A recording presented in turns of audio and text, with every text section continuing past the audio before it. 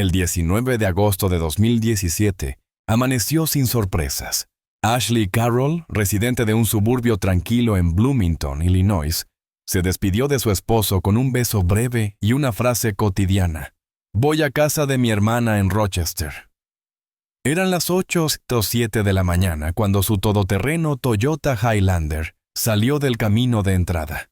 El sol brillaba con fuerza y el aire ya comenzaba a cargarse del calor de un verano que se resistía a marcharse. 2 horas después, el teléfono de Ashley se apagó. No hubo alertas, ni llamadas de auxilio, ni señales de que algo saliera de lo previsto. El último registro de su celular marcó las 10:18, cerca de un denso bosque junto a la Interestatal 55, una zona sin vigilancia, escasamente transitada. Su familia intentó contactarla sin éxito durante todo el día. Esa noche, su esposo, Matt Carroll, se dirigió a la policía local para denunciar la desaparición. Las autoridades iniciaron una búsqueda estándar: llamadas a hospitales, verificación de tarjetas bancarias, patrullajes superficiales. Pero nada surgió. Su cuenta permanecía inactiva. No había testigos. El vehículo no fue visto en peajes, ni registrado por cámaras de tráfico. 3 días más tarde, un excursionista alertó a la policía sobre una columna de humo en un área abandonada, cerca de una cantera. Allí encontraron el vehículo de Ashley, completamente calcinado. No había señales de colisión, el depósito de gasolina intacto. En el interior, restos humanos, irreconocibles a simple vista, junto a una bolsa quemada y fragmentos derretidos de documentación a nombre de Ashley Carroll. El análisis forense utilizó una técnica de identificación por esmalte dental, confirmando que los restos coincidían genéticamente con los de la mujer desaparecida. El informe del forense fue concluyente pero limitado. Debido al nivel extremo de combustión, no fue posible establecer una causa clara de muerte. No se hallaron signos de trauma evidentes en lo que quedaba de los huesos. El caso fue cerrado como un trágico accidente. Probable fallo mecánico seguido de incendio, dictó el resumen. La noticia apenas ocupó un espacio reducido en los periódicos locales. La familia optó por un funeral privado, sin cobertura mediática. Matt y su hijo Owen abandonaron su hogar poco después, sin dejar dirección. Sin embargo, Matt no aceptaba esa versión. Algo en su interior le decía que las piezas no encajaban. Recordaba la pulcritud con la que todo había ocurrido. La desaparición sin rastro, la quema del vehículo sin explosión, la identificación inmediata pese al daño extremo. Era como si alguien hubiera querido cerrar la historia de forma eficiente. No con dolor, sino con orden. Desde el primer día, Matt supo que, aunque todos estaban listos para seguir adelante, él apenas estaba comenzando. Porque no era solo dolor lo que sentía, era duda. Y la duda no descansa. En la primavera de 2018, Matthew Carroll y su hijo Owen se establecieron en un pequeño pueblo del sur de Carolina del Norte llamado Marston.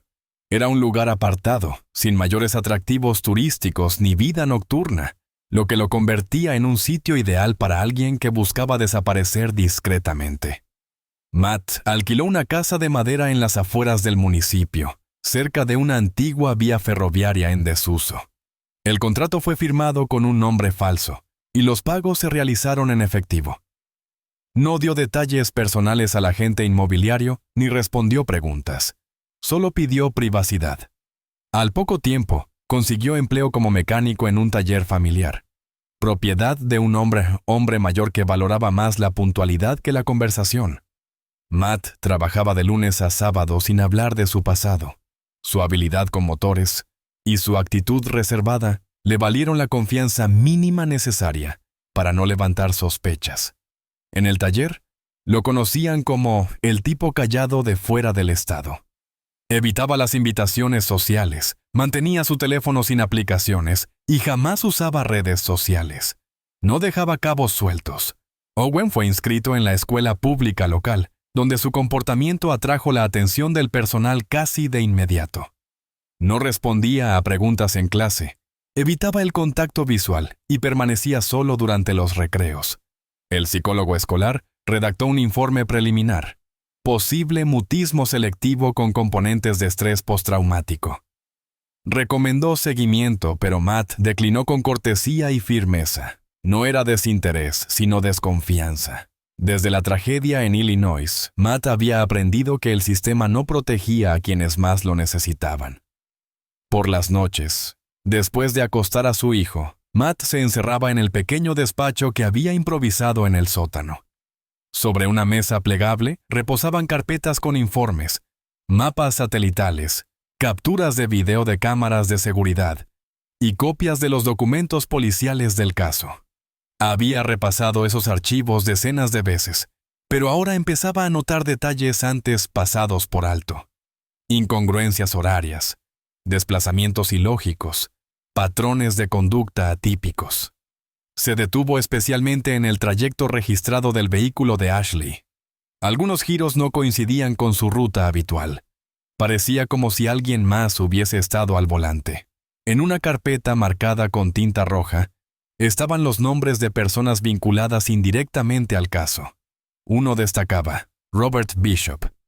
Había sido compañero de Matt en el servicio militar.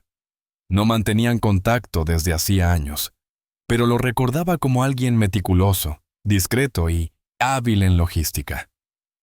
Decidió escribirle un mensaje cifrado a través de una antigua cuenta compartida. No recibió respuesta. 2 semanas después, al consultar registros públicos, descubrió que Robert había vendido su casa, cerrado sus cuentas bancarias y abandonado el estado. No había dejado dirección de reenvío. Ese descubrimiento alteró el enfoque de Matt. Hasta entonces había perseguido solo respuestas. Ahora tenía un objetivo. La desaparición de Robert no era una coincidencia. Era una señal. La intuición se transformó en convicción. La verdad no estaba enterrada en los restos calcinados de un accidente, sino escondida entre las decisiones de quienes aún caminaban libres. En octubre de 2022, 5 años después del cierre oficial del caso Carroll, una imagen inesperada irrumpió en la rutina cuidadosamente construida de Matthew.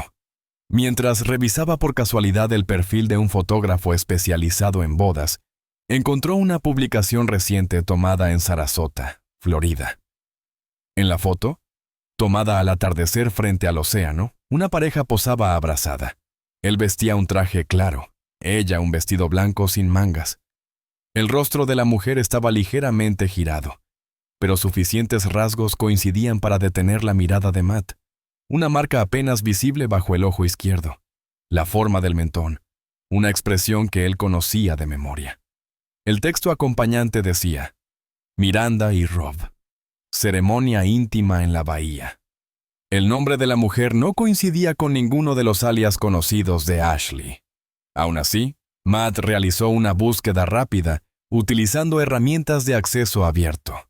El perfil de Miranda Cole no ofrecía información útil. Configuraciones privadas, publicaciones limitadas, sin fotos anteriores al año 2018. A través de registros públicos de Florida, encontró una coincidencia relacionada con la dirección de correo del fotógrafo. Una empresa llamada Coastal Tide Boats LLC figuraba a nombre de Robert Bishop y Miranda Cole. La dirección empresarial correspondía a un pequeño muelle en Longboat Key, una isla al oeste de Sarasota. La aparición repentina de Robert Bishop en esos registros, trasño sin rastro, activó todas las alarmas. La elección de un nuevo nombre, el anonimato digital y la ubicación remota indicaban una planificación cuidadosa. Matt comprendía que su propia investigación había llegado a un punto en el que las sospechas ya no eran suficientes. Decidió recurrir a recursos externos. Localizó a Thomas Decker, investigador privado especializado en casos de desapariciones y fraudes de identidad. Decker había trabajado en investigaciones sensibles vinculadas a aseguradoras y tenía experiencia con rastreo de perfiles ocultos. Matt no acudió a las autoridades. Su confianza en los mecanismos oficiales estaba agotada tras años de silencio institucional. En cambio, preparó un paquete completo con toda la información. Capturas de pantalla, vínculos empresariales, imágenes comparativas y un resumen cronológico desde 2017. También incluyó análisis forenses anteriores, mapas, nombres clave y registros cruzados. Cada documento estaba ordenado por fecha y relevancia. Envió todo por mensajería cifrada y pidió confirmación de recepción. Decker respondió en menos de 6 horas.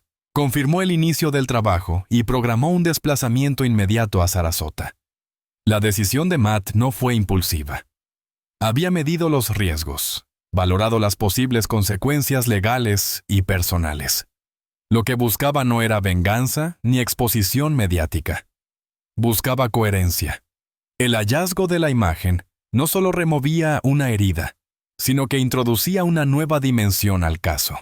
La mujer de la foto no parecía alguien en fuga. Mostraba tranquilidad, incluso familiaridad con el entorno. La pregunta ya no era solo si Ashley estaba viva, sino cómo había llegado a una nueva vida sin dejar rastro del precio pagado por ella. Thomas Decker llegó a Sarasota bajo identidad reservada y se instaló en un hotel discreto a pocos kilómetros de Longboat Key. En las primeras 24 horas, realizó un reconocimiento visual del área: el muelle donde operaba la empresa, la vivienda que figuraba en el registro comercial y los comercios que frecuentaban los sospechosos. La rutina era evidente. Miranda salía cada mañana a las 6:45, caminaba hasta una terraza cerrada frente al mar y dirigía una clase de yoga para un pequeño grupo. Evitaba el uso de dispositivos móviles y nunca permanecía sola por más de 30 minutos. Su conducta era metódica, su actitud tranquila, sin signos visibles de vigilancia o temor. Robert Bishop trabajaba desde las 8 en el taller náutico anexo al muelle. Supervisaba reparaciones menores, coordinaba salidas en bote y realizaba compras en tiendas específicas cada martes y viernes. No interactuaba con los residentes fuera del entorno laboral. Decker utilizó un dron de baja visibilidad para capturar imágenes aéreas de ambos lugares. Instaló también una microcámara en una lámpara de estacionamiento frente al edificio y recuperó una bolsa de basura colocada fuera de la vivienda, la cual fue enviada a un laboratorio externo en Tampa. El análisis genético tardó menos de 48 horas. La muestra obtenida, un cepillo de dientes, reveló una coincidencia absoluta con los registros dentales de Ashley Carroll. La identificación era concluyente. Decker elaboró un informe completo con imágenes, resultados forenses, datos de observación y registros de actividad. El documento fue entregado de forma digital y física a Matt Carroll, quien solicitó su envío inmediato a la oficina del fiscal del condado de Whitman, responsable original del caso en Illinois. La respuesta, emitida 3 días después, fue breve y categórica. El caso estaba legalmente cerrado. Los restos habían sido identificados en su momento y no existían motivos suficientes para reabrirlo. La negativa era formal, respaldada por procedimientos previos, pero ignoraba la nueva evidencia. Ante la falta de respuesta institucional, Decker y Matt optaron por una vía alternativa. A través del sitio web de eventos comunitarios de Sarasota, Decker descubrió que Robert y Miranda planeaban una ceremonia simbólica de renovación de votos el 15 de octubre en la playa privada de Sunset Cove. El evento no figuraba en redes sociales, pero un proveedor de sonido había compartido una imagen del lugar en preparación, con una nota ambigua: todo listo para una boda inolvidable. La lista de invitados no era pública y los accesos estarían controlados, pero la fecha estaba confirmada. A partir de ese momento, la estrategia cambió. No se trataba solo de recolectar información, sino de forzar un hecho público con implicaciones legales. La presencia de testigos, cámaras y documentos visuales podría constituir prueba suficiente para provocar una reapertura del caso. El objetivo era claro: interrumpir el evento sin violencia, exponer la identidad real de Miranda ante un contexto oficial y generar un precedente jurídico. Quedaban 4 días. El margen de error era mínimo. El 15 de octubre de 2022, la playa privada de Sunset Cove amaneció transformada. Desde temprano, empleados de una empresa de eventos montaban carpas blancas, Decoraban arcos florales y disponían sillas en formación semicircular frente al mar. Una banda de cuerdas ajustaba instrumentos bajo una lona lateral. A las 11 de la mañana comenzaron a llegar los primeros invitados, vestidos de manera informal pero elegante. La mayoría eran parejas de mediana edad, muchos con gafas de sol oscuras y modales discretos. La ceremonia estaba prevista para el mediodía, con acceso limitado mediante invitación digital. Miranda apareció minutos antes del inicio, vestida con un sencillo vestido blanco sin velo, el cabello recogido. Caminaba con paso firme, evitando mirar a los costados. A su lado, Robert Bishop llevaba un traje color marfil y expresión neutra. Ninguno mostraba nerviosismo visible. Caminaban entre los asistentes como si nada pudiera interrumpir el guión previsto. El oficiante los esperaba bajo un dosel de tela ligera. La música comenzó, los celulares se alzaron para registrar el momento. Fue entonces cuando un minibús oscuro, sin logotipos, se detuvo en paralelo al acceso trasero del recinto. Del vehículo descendieron 3 hombres con camisas claras y gafas de sol, seguidos por Thomas Dekker, quien portaba una carpeta negra. Sin detenerse, avanzaron entre los invitados, ignorando la confusión inicial. Uno de los asistentes intentó bloquearles el paso, pero fue contenido con una identificación rápida del personal legal. Dekker se posicionó junto a la tarima y, sin levantar la voz más de lo necesario, pronunció una sola frase, dirigida a la mujer en el centro del escenario. Ashley Carroll, Estado de Illinois. Queda usted detenida. El ambiente se congeló. Miranda permaneció inmóvil, sin expresión. Robert dio un paso hacia adelante, pero uno de los oficiales lo interceptó sin violencia, colocándole una mano en el pecho. No hubo resistencia, ni gritos, solo tensión contenida. La música se detuvo.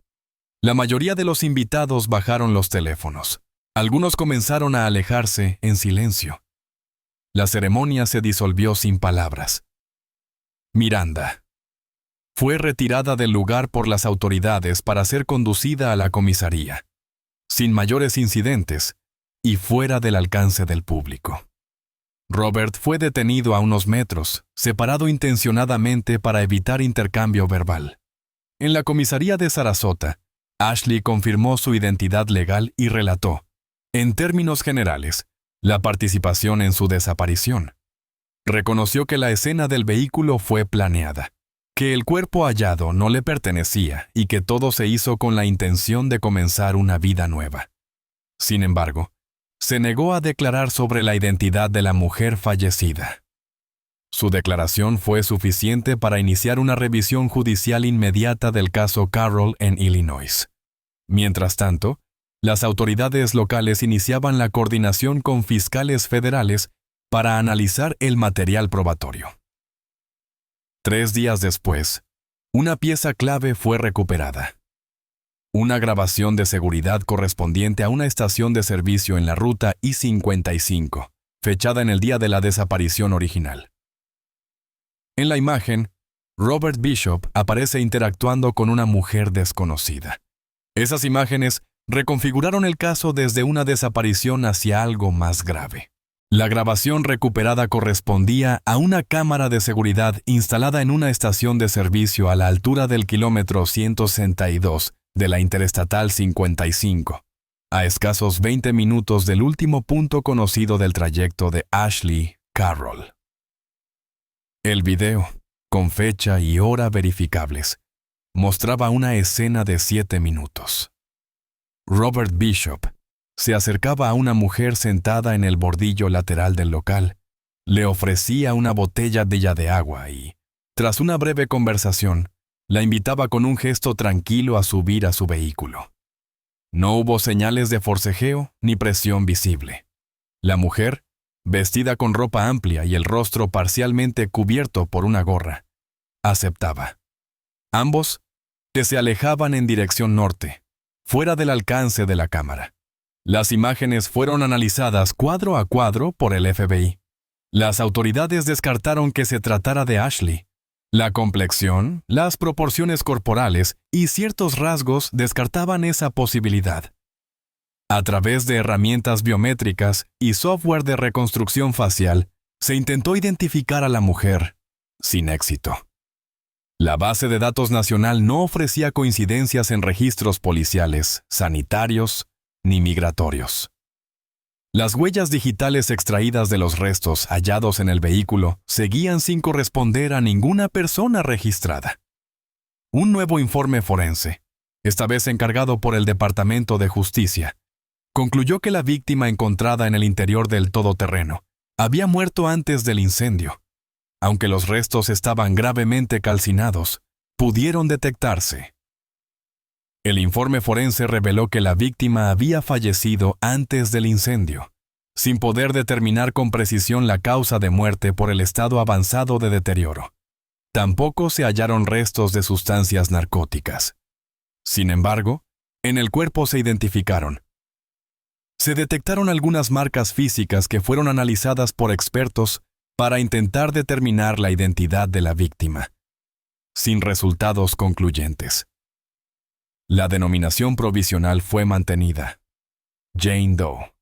Ante las preguntas directas, Ashley Carroll declaró no conocer a la mujer. Afirmó que Robert organizó la parte final del plan sin involucrarla en los detalles. Aseguró que no participó en la obtención del cuerpo ni presenció ningún acto violento. Su testimonio se mantuvo constante durante los primeros interrogatorios y fue corroborado por registros de su presencia en moteles al este del estado durante el periodo crítico. Su papel, aunque comprometido, quedaba jurídicamente separado del evento mortal. Robert Bishop, por su parte, se acogió al derecho al silencio. No ofreció declaraciones, y su equipo legal evitó cualquier filtración a la prensa. Su comportamiento fue descrito como contenido, sin manifestaciones de arrepentimiento ni cooperación. Esta actitud endureció la postura de la Fiscalía, que decidió formalizar cargos por homicidio en segundo grado, destrucción de pruebas y encubrimiento agravado. La redefinición legal del caso transformó una desaparición en una investigación de asesinato, lo que activó competencias federales y protocolos más estrictos. El hallazgo de que la víctima era una persona ajena al círculo de los implicados introdujo una nueva dimensión al proceso. Ya no se trataba de una simulación de muerte, sino de la eliminación real de un ser humano para facilitar un nuevo comienzo. La dimensión del crimen aumentaba al implicar la muerte de una persona no identificada, cuya ausencia no había sido reportada oficialmente. El juicio comenzó en marzo de 2023 en el Tribunal de Circuito del Condado de Whitman, con una asistencia limitada pero constante de medios, familiares y observadores legales.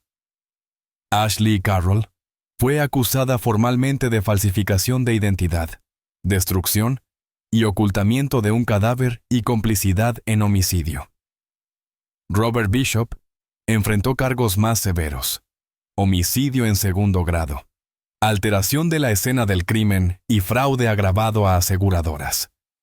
Desde el primer día, la estrategia de la Fiscalía se centró en presentar el crimen no como un impulso aislado, sino como un plan cuidadosamente estructurado, con motivaciones económicas y emocionales claras. El tribunal analizó una línea de tiempo detallada de los movimientos de ambos acusados antes y después de la desaparición. Las pruebas incluían mapas del trayecto entre Bloomington y el punto de hallazgo del vehículo, registros de telefonía celular, imágenes de cámaras de seguridad, facturas de combustible y registros bancarios. La secuencia mostraba que mientras Ashley se registraba en un motel bajo identidad falsa en Indiana, Robert transportaba a la víctima hasta el lugar donde posteriormente fue hallado el vehículo incendiado. Las pruebas circunstanciales no dejaban margen razonable para la duda. Una de las sesiones más significativas fue la comparecencia de Matt Carroll como testigo. Su declaración, precisa y contenida, tuvo un impacto notable en el jurado. Relató los días de incertidumbre tras la desaparición, la confusión durante el funeral y la carga emocional de explicarle a su hijo que su madre estaba muerta sin poder asegurar que lo fuera.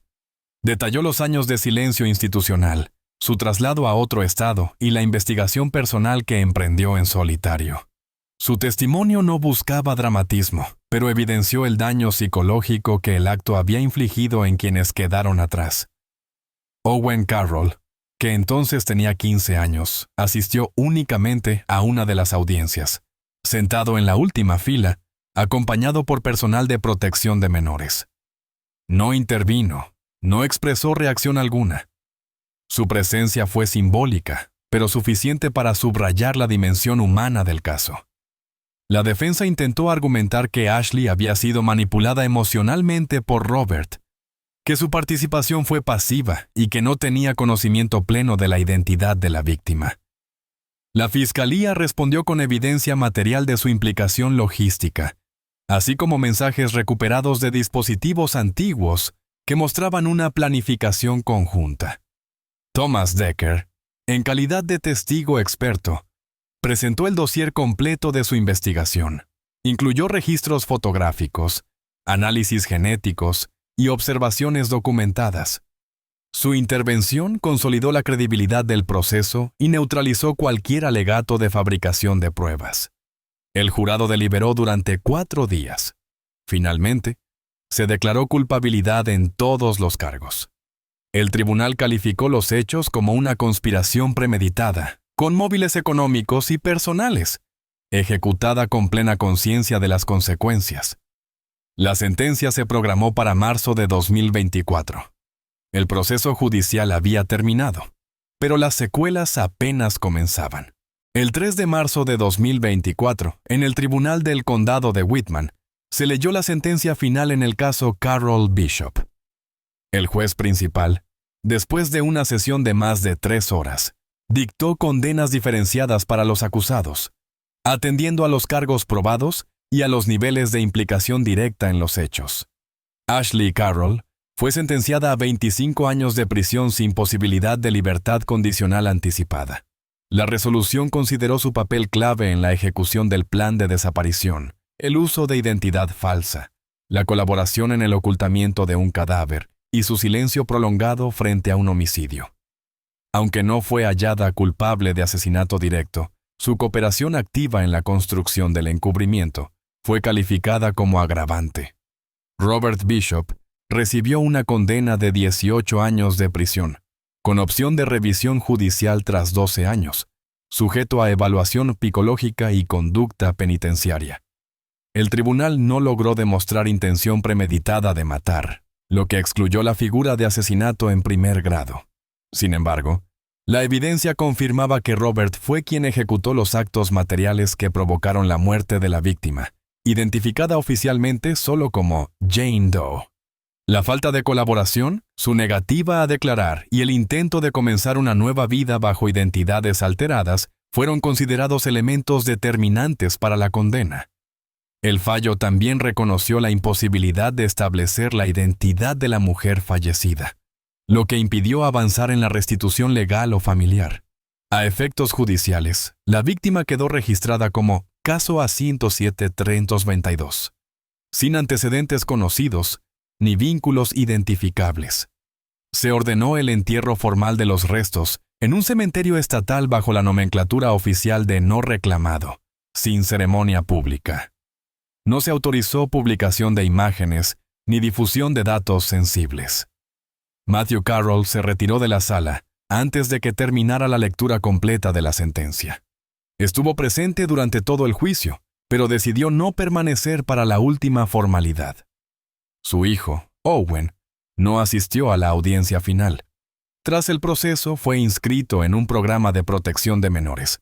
Recibió una nueva identidad legal y fue trasladado a una institución educativa con asistencia especializada. El Estado asumió la supervisión de su entorno inmediato durante el primer año posterior a la sentencia, con restricciones mediáticas y confidencialidad total de su historial familiar. Thomas Decker concluyó oficialmente su intervención al día siguiente de la lectura de la sentencia. Entregó el informe final a la Fiscalía y solicitó el cierre administrativo de su participación. La documentación completa del caso fue archivada parcialmente bajo reserva, y el acceso quedó restringido a personal autorizado. Se prohibió la reproducción de imágenes que involucraran al menor o a la víctima sin identificación. Las cadenas nacionales cubrieron la noticia con breves segmentos, sin profundidad ni seguimiento. El cierre legal fue definitivo, pero el vacío humano persistió como una sombra sin resolución. La historia se apagó sin espectáculo, como un expediente archivado tras una puerta cerrada. En el otoño de 2024, la Fiscalía General del Estado concluyó oficialmente las diligencias pendientes vinculadas al caso Jane Doe, sin resultados adicionales. Los intentos de identificación a través de tecnologías avanzadas de reconstrucción facial, incluyendo plataformas de inteligencia artificial asociadas a bases internacionales de datos de personas desaparecidas, fueron infructuosos. Ninguno de los retratos digitales generados logró coincidir con registros médicos, penitenciarios ni consulares. La identidad de la víctima permaneció sin nombre, sin historia, sin conexiones verificables. Se archivó el caso como irresoluble. Ashley Carroll, tras su condena, fue trasladada a una prisión estatal de nivel medio en el norte de Illinois. En sus primeros meses de reclusión rechazó todas las solicitudes de entrevista, visitas externas y correspondencia, incluyendo la de antiguos conocidos. No formuló apelaciones ni declaraciones públicas. Según informes del personal penitenciario, se adaptó rápidamente a la rutina institucional, sin incidentes ni requerimientos especiales. Su conducta fue descrita como reservada, cumplidora, emocionalmente distante. Evitaba formar vínculos con otras internas, asistía a las sesiones obligatorias sin participación activa y mantenía un perfil bajo. No solicitó modificaciones de su estatus ni expresó intenciones de revisar su caso. Robert Bishop, por su parte, fue ubicado en un centro penitenciario diferente, en régimen de aislamiento preventivo durante los primeros 90 días, en parte por su negativa a cooperar con los equipos ciscalógicos y en parte por protocolo en casos de alto perfil. Tras superar la etapa de evaluación inicial, fue integrado al módulo general bajo medidas de vigilancia estándar. Desde su ingreso, no envió ni recibió comunicaciones registradas. Tampoco hizo uso de los canales internos para formular peticiones legales. Se mantuvo en silencio, sin incidentes, pero sin señales de remordimiento ni iniciativa alguna por aportar datos que ayudaran a esclarecer la identidad de la víctima. Matthew Carroll, bajo identidad protegida, se estableció en una localidad rural del estado de Maine. Allí alquiló una pequeña nave industrial y abrió un taller mecánico que operaba con horarios reducidos. No participaba en actividades comunitarias ni mantenía contacto con antiguos conocidos. Según registros estatales, vivía solo y no tenía antecedentes de interacción con autoridades locales. No dio entrevistas ni comentarios sobre el caso, incluso después de la sentencia. El silencio se volvió una constante, no por falta de interés, sino por agotamiento. En su casa, aún conservaba el informe de Decker, las copias de las fotos de la playa en Sarasota, y un álbum con recortes de noticias, que ya no actualizaba. Owen Carroll finalizó el ciclo secundario en un centro educativo con protección legal reforzada. Fue admitido en un pequeño colegio universitario en Vermont, bajo un programa de admisión especial para estudiantes en situación de riesgo. No declaró públicamente sobre su pasado. En su entorno inmediato, no se conocía su nombre original. Nadie preguntaba. Nadie respondía. El caso, mediáticamente extinto, se convirtió en un archivo cerrado que solo persistía en memorias privadas. Sin justicia plena, sin reparación auténtica, sin verdad completa. Solo biografías fracturadas y silencio institucional. En la primavera de 2025, la playa de Sunset Cove en Sarasota, Florida, volvió a llenarse de visitantes. Convertida en un destino turístico recurrente por sus atardeceres tranquilos y aguas poco profundas, el lugar ya no conservaba huellas visibles del evento ocurrido allí años antes. La mayoría de los que paseaban por la arena desconocían que, en ese mismo espacio, se había frustrado una ceremonia cuya revelación cambió el curso de una investigación nacional. No había placas, ni referencias, ni reportajes que recordaran lo sucedido. Solo un detalle menor perturbaba la monotonía del entorno: una roca junto al espigón, marcada con rotulador indeleble. Sobre ella, alguien había escrito: «Descansa en paz desconocida».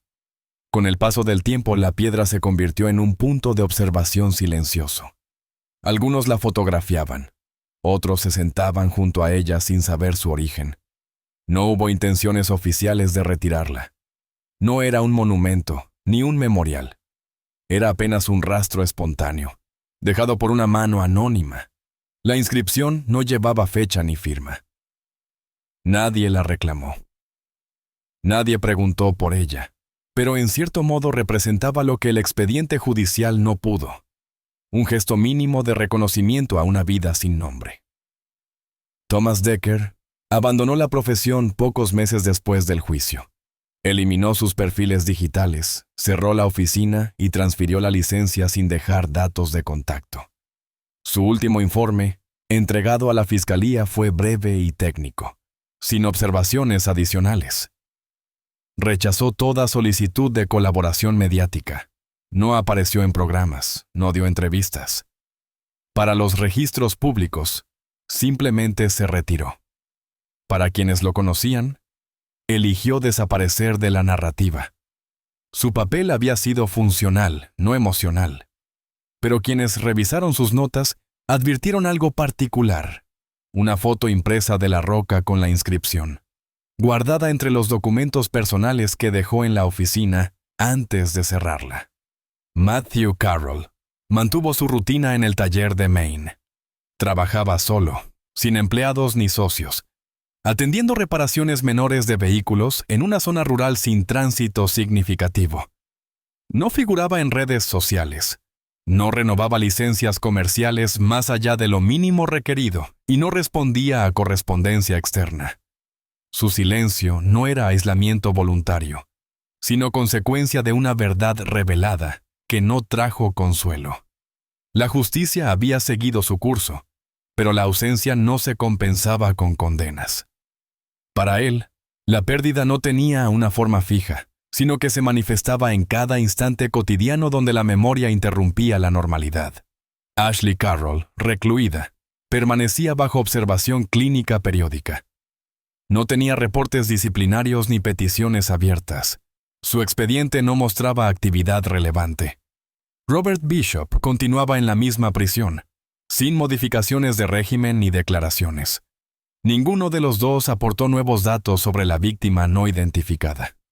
El caso fue cerrado, archivado y, con el tiempo, olvidado por el interés público. Pero en los registros judiciales, en la roca sin dueño, en las biografías desmanteladas de quienes lo vivieron, quedó una huella. No como recuerdo heroico, ni como advertencia ejemplar, solo como el rastro mudo de una historia que terminó sin redención. Queridos amigos, esta es una historia ficticia, creada con fines artísticos.